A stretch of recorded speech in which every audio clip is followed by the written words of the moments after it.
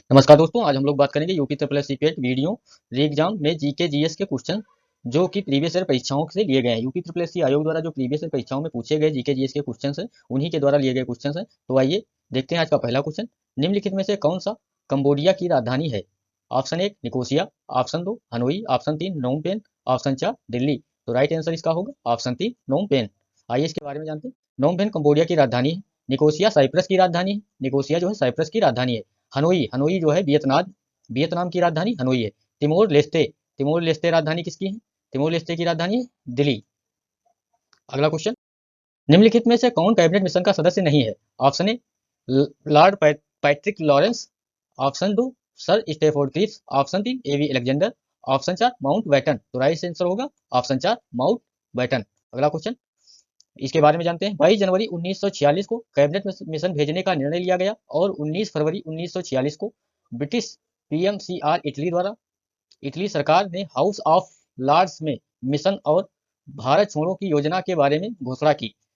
याद रखने योग्य महत्वपूर्ण तिथियां 23 मार्च 29 जून कैबिनेट मिशन का भारत दौरा, 16 मई संवैधानिक योजना, 16 जून अंतरिम सरकार के गठन की योजना, 2 सितंबर कांग्रेस ने नेहरू के साथ उपाध्यक्ष के रूप में अंतरिम सरकार बनाई थी, 13 अक्टूबर मुस्लिम लीग ने अंतरिम सरकार में शामिल होने का फैसला किया था।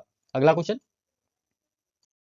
मौद्रिक नीति की रूपरेखा देश द्वारा बनाई गई है। क्वेश्चन है मौद्रिक नीति की रूपरेखा बनाई गई है, तो राइट आंसर इसमें क्या होगा? ऑप्शन दिए गए हैं केंद्र सरकार, सिडबी, भारतीय reserve bank, option 4 national stock exchange of India. तो राइट आंसर होगा ऑप्शन 3 भारतीय रिजर्व बैंक। इसके बारे में जानते हैं। भारतीय रिजर्व बैंक आरबीआई में मौद्रिक नीति के संचालन की जिम्मेदारी निहित है। यह जिम्मेदारी भारतीय रिजर्व बैंक के अधिनियम 1934 के तहत स्पष्ट रूप से अनिवार्य है। मौद्रिक नीति का तात्पर्य आर्थिक नीति के अंतिम उद्देश्य को प्राप्त करने की दृष्टि से ब्याज दरों, धन की आपूर्ति, ऋण की उपलब्धता जैसे परिमाणों में को विनियमित करने के लिए केंद्रीय बैंक के नियंत्रण में मौद्रिक साधनों के उपयोग से है। केंद्र सरकार द्वारा धारा 45 जेडबी के तहत गठित मौद्रिक नीति समिति एमपीसी मुद्रा स्फीति लक्ष्य को प्राप्त करने के लिए आवश्यक नीतिगत ब्याज दर निर्धारित करती है। वीडियो को लास्ट तक पूरा देखें, आप इससे नोट्स भी बना सकते हैं। तो आइए देखते हैं अगला क्वेश्चन। भाखड़ा नागल बांध किस नदी पर स्थित है? क्वेश्चन है भाखड़ा नागल बांध किस नदी पर स्थित है? ऑप्शन है Sutlej, Chenab, option 3 Ravi, option 4 Beas. Right answer होगा ऑप्शन 1 सतलज। सतलज नदी पर भाखड़ा नागल बांध बना है जो कि बिलासपुर हिमाचल प्रदेश में है। दूसरा चिनाब नदी पर बगलिहार बांध बना हुआ है जो डोंडा जम्मू और कश्मीर में है। तीसरा है रावी रावी नदी पर रणजीत सागर बांध बना हुआ है जो पठानकोट पंजाब में है। ब्यास नदी पर महाराणा प्रताप सागर बांध जो पोंग बांध है कांगड़ा हिमाचल प्रदेश में है।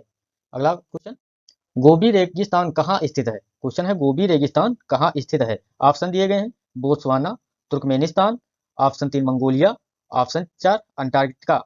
तो राइट आंसर इसमें क्या होगा? राइट आंसर होगा ऑप्शन 3 मंगोलिया।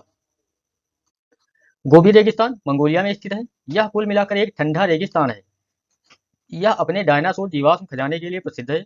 गोबी रेगिस्तान 1.295 मिलियन वर्ग किलोमीटर क्षेत्र में फैला हुआ है।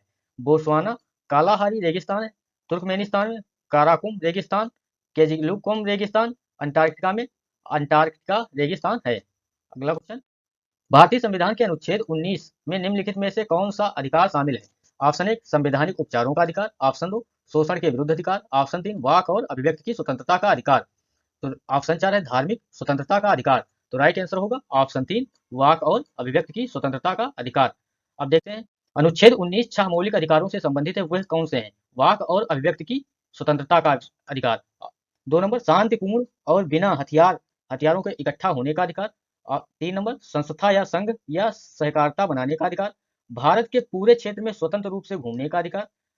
5 नंबर भारत के राज्य क्षेत्र में किसी भी भाग में निवास करने और बसने का अधिकार। किसी भी पेशे का अभ्यास करने का या कोई व्यवसाय धंधा या व्यापार करने का अधिकार।